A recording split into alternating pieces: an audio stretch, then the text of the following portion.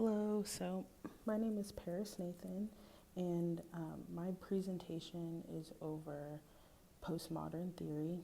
So I just wanted to start out really quick by saying I apologize if there's any background noise or if you hear any slight clicking noises as I'm flipping through different documents. So just bear with me on that.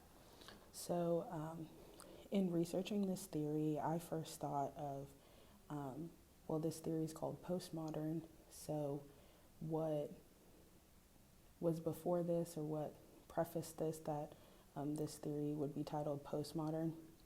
So, I started out with doing some research on modern theory or modern theories.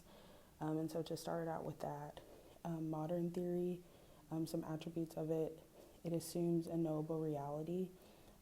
That true knowledge can be found through objective observation, which I feel like we see a lot with counseling, kind of the removal of the client from the problem so that they can take a step back when thinking about the situation and removing themselves in order to look at it objectively.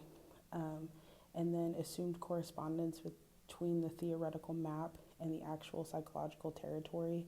So this just means that when we're looking at theories and then whatever issue or condition that the client might be facing, modern theory assumes that there's like a direct correlation between these two things, so almost as they're intertwined or dependent on one another. And then client healing is dependent on the counselor's mastery of theories and techniques. So we're all going through this program, whether we're school counseling focused or mental health focused, and we go through these classes, and then we take examinations to receive licensure and certification, as well as other things. And so modern theory says that the counselor takes almost an authoritative role in the counseling process, and the client is reliant on the counselor's expertise and knowledge of topics and procedures and policies in order to actually do well or progress in the healing process. And then modern theory also has an essentialist perspective, and this just means that for every item or thing in life, that there is a sense of purpose or value to that item that makes it what it is. So for example, if you were thinking of a dog, or if you were looking at a dog, essentialist perspective would say that like one of its key characteristics is to be able to bark, and that is like one thing that is rooted in its value as a dog. And I hope that makes sense. So moving forward to the history of postmodern theory, in the Enlightenment era, modern theorists believed that observers could be entirely separated from their experience in order to be objective. And during the late 20th century, critics of this method realized that humans are an active participant in constructing their reality and cannot act as passive bystanders. So kind of the creation of postmodern theory, it was also created by Jacques Derrida, who is a French philosopher and literary theorist, and he was the originator and leading practitioner of deconstruction. So kind of the creation of postmodern theory was that these philosophers and other theorists were kind of rebelling against modern theories and just the kind of overall structure and layout of society. So kind of saying things have to be in a certain order, like ABC, in order to be correct or to have any sense of value or meaning. And so postmodern theorists kind of rebelled against this idea and kind of deconstructed or took apart these ideals to say that things can kind of go in any certain way, and that they can happen in certain times and that doesn't make them any less valuable. So some attributes of postmodern theory are the observers create realities. And so reality is a human construction and not something that can be discovered. So basically that the clients or just people in general, our realities are our own. Like two people could be looking at the same thing, but they could each see it differently. And so that is the human being constructing their own reality. And then theories determine what individuals see.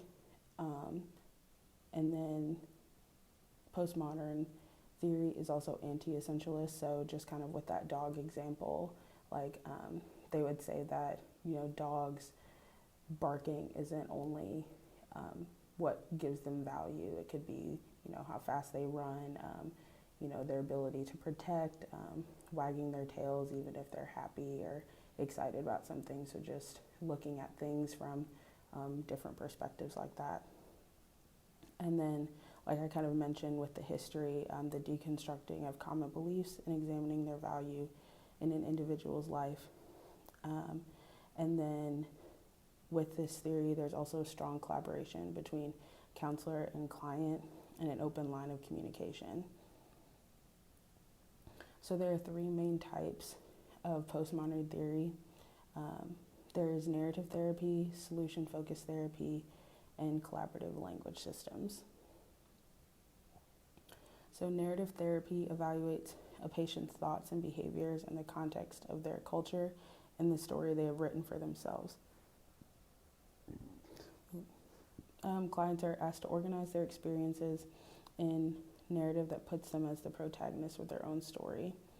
Client and counselor build upon alternate storylines to provide contrast, and counselors help identify what is absent but implicit. So kind of going back to the first point, organizing their experiences in a narrative. So the counselor and the client basically using this form of therapy, they sit down and kind of create a timeline of that person's life. Depending on the issue or the problem that has occurred, the timeline could also look a little bit different for my understanding of it.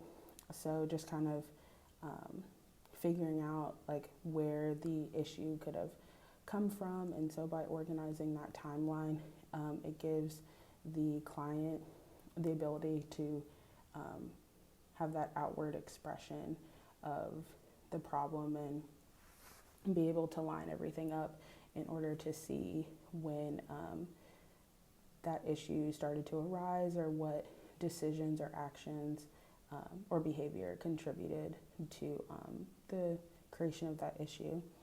And then with that second point, client and counselor build upon alternate storylines to provide contrast. So in this case, the client and the counselor kind of put together, as it says, put together alternate storylines. So these can be how the problem could be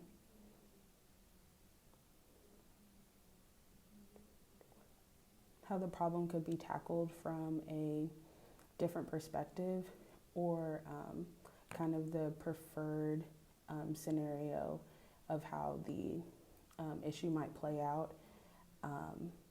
So just kind of giving the client some motivation or hope as to how to proceed by going through those possible scenarios. And then the counselors help identify what is absent but implicit. So in this point, the counselor kind of is listening to the overall narrative and identifying things that are not directly related to the issue, but things that are still of value to the client. And so this kind of helps the client realize what things they may hold of value, or things that they're worried about potentially losing, whether short-term or long-term, as the result of whatever issue that they're facing. And so this therapy is beneficial in counseling with victims of domestic violence, as well as other types of counseling, but I put this one here because I thought it was interesting. I thought it was the most interesting, rather, that narrative therapy kind of helps the victim lay out everything and kind of evaluate the process and what has been going on, and they're able to better identify or at least have a picture of how to proceed or what things that they have control over, and in order to fix their situation or to proceed or at least help themselves through dealing with it until they're able to get out of that situation. So the next therapy is solution-focused therapy, which is a short-term approach that focuses on creating solutions to problems rather than evaluating the root cause of those problems. So in solution-focused therapy, the counselor asks the client specific questions, and I found 3 different types of questions that the counselor might ask. So there are coping questions, so how the client is functioning around the issue. So for example, if someone were dealing with the loss of a job, so the counselor might ask the client, like, how are you able to, support your kids, or how are you working with your finances without, having a stable income. So just kind of how they're still getting on day to day while dealing with the issue that they're facing. The second type of question is miracle questions. So how different would their life look if the issue did not exist? So with that same example of if someone were to lose their job or to be unemployed, so a miracle question would be, again, so how different would their life look? So you could even ask, like, what things would you buy, or how would your financial situation be different? So just kind of questions like that to kind of give the client a picture of what to strive for or what to possibly look forward to, and to help them realize like little steps that they can take in order to overcome that issue and give them kind of a motivation to get through that problem. And then scaling questions, for example, how big of an obstacle is this in your life? So scaling questions are used when there's not enough time to use miracle questions with clients, or for clients that have a harder time opening up, so they're not able to delve as deeply into miracle questions. And sometimes even miracle questions can be hurtful and cause clients to become defensive, because it can seem almost kind of hurtful, just in the sense that they're giving a client hope for something that may or may not be possible in the near future. So scaling questions can kind of give the counselor the ability to get a little bit more insight as to how big of an obstacle the issue that the client is facing, but also give the client a little bit to work with in terms of thinking about steps that they can take in order to overcome a problem. And so this type of therapy is beneficial in counseling couples and families, and also children with behavioral issues. And then the last one is collaborative language systems. So this solves problems through talk and collaboration. Therapist and person in therapy, so therapist and client, develop a partnership in which they talk with each other, not to each other, inviting the client to tell their story as they please at their own pace, and showing genuine interest in their experience. And counselor attentively listens and responds, may ask questions if the client's retelling is accurate, and leave space for the client to evaluate. So I like to think of collaborative language as almost just you're having a conversation with a close friend.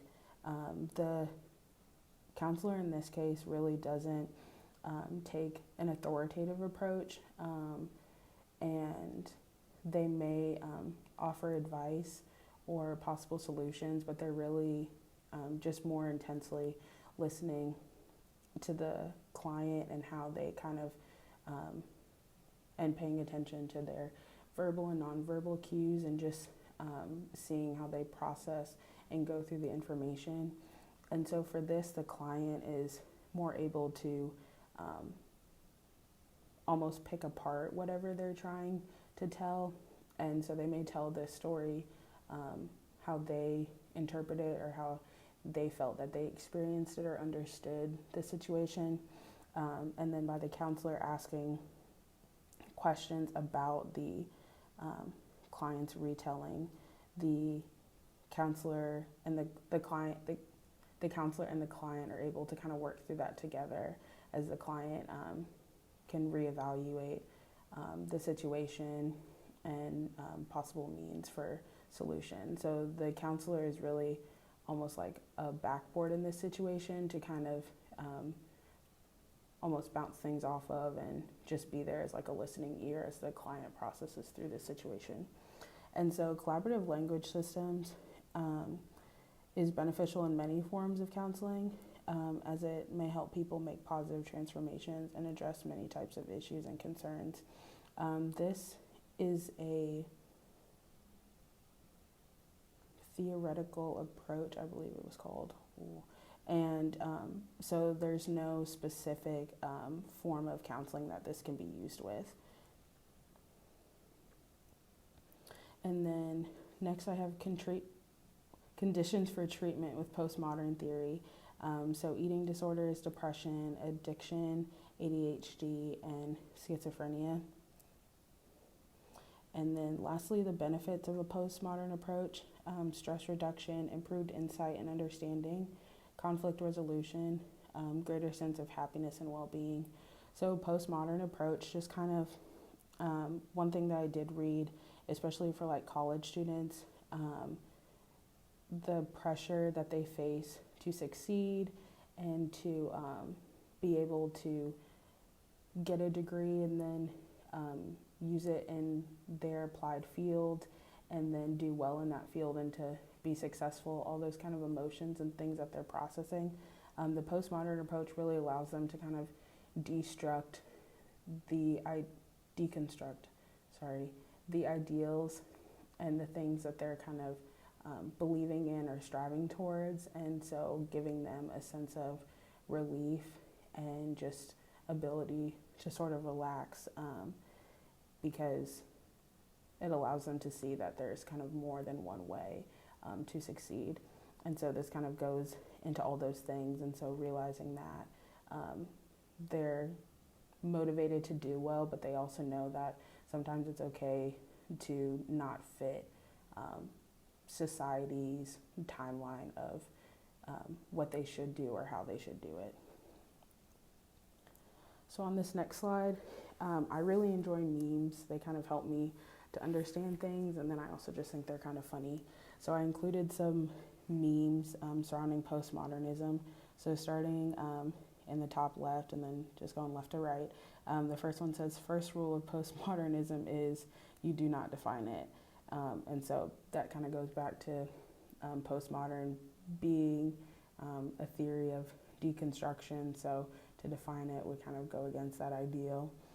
And then the next one says modernism, and it has like a little artist that says, I am a genius.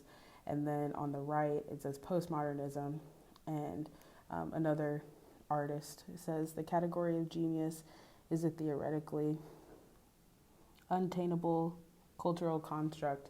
And so then he's thinking, I am a genius by his definition. And then the next one says, I just attended a postmodernist theater production. Unfortunately, I lack a concrete value structure to evaluate it with. And then in that bottom left corner says, that's a nice argument you've got there. It'd be a shame if I logically deconstructed it. And then right next to that one says, understood modernism, or did I? And it's like the baby with the fist, like as if he accomplished it. And then the last one, which I just thought was really funny because hopefully I explained this well enough for you all to understand. But if you didn't, then this last meme probably sums up where you're thinking right now. And it says, I don't understand postmodernism, and at this point, I'm too afraid to ask.